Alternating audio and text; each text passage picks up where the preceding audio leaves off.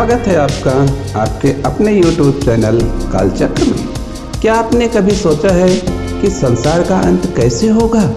क्या यह सब अचानक समाप्त हो जाएगा या कोई रहस्यमय शक्ति इस विनाश को नियंत्रित कर रही है?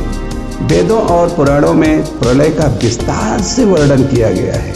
यह कोई कल्पना नहीं बल्कि वह सत्य है जो समय के साथ हर युग में दोहराया जाता है।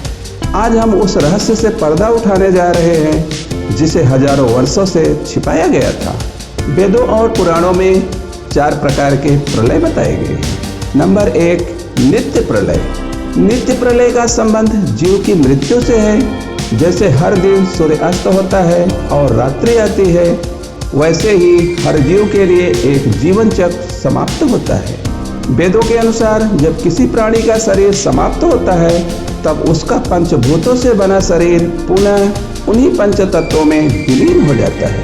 पृथ्वी, जल, अग्नि, वायु और आकाश। आत्मा शरीर छोड़कर अपने कर्मों के अनुसार अगले जीवन की यात्रा पर निकलती है। यह एक व्यक्तिगत स्तर पर होने वाला प्रलय है जिसमें संपूर्ण ब्रह्मांड नष्ट नहीं होता, केवल एक जीव का अस्तित्व समाप्त होता है। नंबर 2, नैमित्तिक प्रलय। नैमित्तिक प्रलय ब्रह्मा के एक दिन के अंत पर होता है जिसे एक कल्प कहा जाता है। एक कल्प के अंत में जब ब्रह्मा अपनी सृष्टि प्रक्रिया को रोकते हैं तब यह प्रलय घटित होता है। इसमें तीनों लोक, स्वर्ग, पृथ्वी और पाताल लोक नष्ट हो जाते हैं। केवल सत्यलोक बचा रहता है जहां ब्रह्मा, विष्णु और शिव जैसे त्रिदेव विद्यमान रहते हैं। इस प्रलय के समय महादेव रुद्र रूप धारण करते हैं और संपूर्ण लोकों का विनाश कर देते हैं। यह वह समय होता है जब अधर्म अपने चरम पर पहुंच जाता है और देव असुर युद्ध के बाद एक नई व्यवस्था की आवश्यकता होती है। यह पुनर्संरचना का काल होता है। नंबर 3, प्राकृत प्रलय। प्राकृत प्रलय सबसे व्यापक और सर्वव्यापक प्रलय है। यह तब होता है जब ब्रह्मा का जीवन 100 वर्ष पूर्ण हो जाता है। तब संपूर्ण सृष्टि, चाहे वह स्थूल हो या सूक्ष्म, एक बार फिर प्रकृति में लीन हो जाती है। इस प्रलय को महाप्रलय भी कहते हैं। इसमें सभी ब्रह्मांड, लोक, जीव, देवता, असुर और यहाँ तक कि स्वयं ब्रह्मा भी समाप्त हो जाते हैं। समस्त पंच महाभूत अपने मूल कारण में लौट जाते हैं। यह वह अवस्था होती है जब केवल परम ब्रह्म शेष रहता है, शुद्ध चेतना जिसमें कोई रूप, गुण या भेद नहीं होता। नंबर 4, आध्यात्मिक प्रलय। आध्यात्मिक प्रलय बाह्य रूप से विनाश का प्रतीक नहीं है बल्कि यह आंतरिक मुक्ति है। जब एक आत्मा अपने कर्म बंधन और माया के प्रभाव से मुक्त होकर आत्मज्ञान प्राप्त कर लेती है तब वह जन्म मृत्यु के चक्र से ऊपर उठ जाती है। वह ब्रह्म तत्व में लीन हो जाती है जैसे कि नदी समुद्र में समा जाती है। यह मोक्ष की स्थिति है जिसमें जीव अहम का त्याग कर अपने शुद्ध स्वरूप को जान लेता है। वेदांत और उपनिषदों में इस अवस्था को तुरीय, निर्वाण और कैवल्य आदि नामों से जाना गया है। यह प्रलय आत्मा के लिए पूर्ण शांति और चिर विश्राम की स्थिति है। ऋग्वेद, यजुर्वेद, अथर्ववेद इन सभी में प्रलय का जिक्र मिलता है। यह केवल जल प्रलय नहीं बल्कि 5 महाभूतों आकाश, वायु, अग्नि, जल और पृथ्वी की सामूहिक उथल पुथल होती है। ऋग्वेद के मंडल 10 में वर्णित है कि जब सृष्टि अपनी पूर्णता पर पहुंच जाती है तब ब्रह्मांडीय अग्नि इसे जलाने लगती है, सूर्य का ताप बढ़ने लगता है और पृथ्वी के जल स्रोत सूखने लगते हैं। यह वही समय होता है जब ऋषि मुनि ध्यानावस्थित होकर इस महाविनाश के आगमन को अनुभव कर सकते हैं। यजुर्वेद के अनुसार जब अधर्म अपने चरम पर पहुंच जाता है और मानव अपने नैतिक मूल्यों को भूलकर केवल भौतिक सुखों में डूब जाता है तब महाकाल अपना क्रोध प्रकट करते हैं।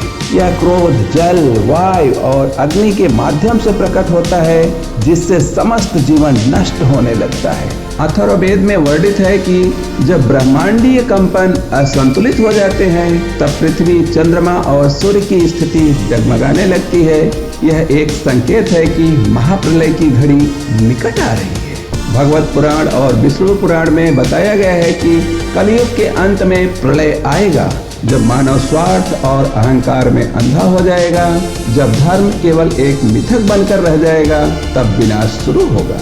श्रीमद् भागवत महापुराण में वर्णन मिलता है कि कलयुग के अंतिम चरण में जब मनुष्य अपने अस्तित्व की मर्यादा भूल जाएगा, माता पिता का सम्मान समाप्त हो जाएगा, गुरु का आदर नहीं किया जाएगा, लोभ और वासना सर्वोपरि हो जाएंगे और तब भगवान कल की प्रकट होंगे। उनके प्रकट होने के साथ ही युद्ध, महामारी और प्राकृतिक आपदाओं की एक श्रृंखला शुरू होगी जो प्रलय का मार्ग प्रशस्त करेगी। विष्णु पुराण में विस्तार से बताया गया है कि जब सूर्य अपने आकार से 7 गुना बड़ा हो जाएगा, तब पृथ्वी पर जीवन संभव नहीं रहेगा। महासागर सूखने लगेंगे, पर्वत जलने लगेंगे और आकाश में अंधकार छा जाएगा। यह प्रलय का प्रमुख संकेत होगा।